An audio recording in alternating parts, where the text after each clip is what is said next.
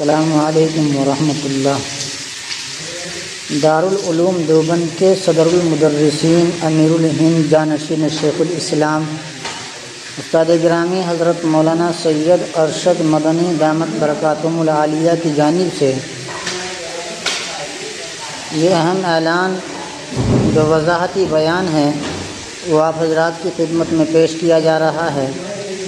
حضرت نے کہا تھا کہ دارالعلوم دیوبند میں تعلیم حاصل کرتے ہوئے طالب علم انگریزی زبان یا دیگر کسی بھی تعلیم سے دور رہیں جب تک وہ دارالعلوم دیوبند میں داخل ہیں، تاکہ تعلیم میں کمی نہ سکے۔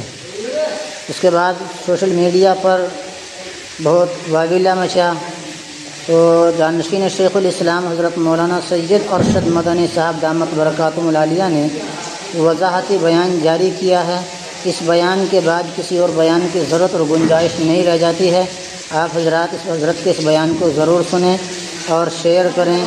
اللہ تعالیٰ مادر علم دارالعلوم دیوبند اور اکادمی دیوبند کی حفاظت فرمائے اور انہوں نے برکتیں عطا فرمائیں۔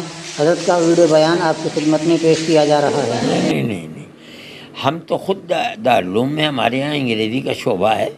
جو طلبہ فارغ ہو جاتے ہیں ہم ان کو اس کے اندر داخل کرتے ہیں۔ کمپیوٹر کا شعبہ ہے، ظاہر ہے کہ کمپیوٹر بھی عام طریقے پر انگریزی ہی میں چلتا ہے۔ ہمیں اس سے ہمارا جو کورس ہے، نصاب تعلیم ہے، جو کتابیں ہیں وہ ہمیں اس کی اجازت نہیں دیتی کہ ہم ان کے ساتھ کسی دوسری چیز کو پڑھیں، اس لیے کہ ہم 6 گھنٹے پڑھاتے ہیں۔ جو ہم نے پڑھایا ہے اگر اس کو طالب علم مغرب کے بعد یا اور عشاء کے بعد نہیں دیکھے گا تو وہ کامیاب نہیں ہو سکتا ہے۔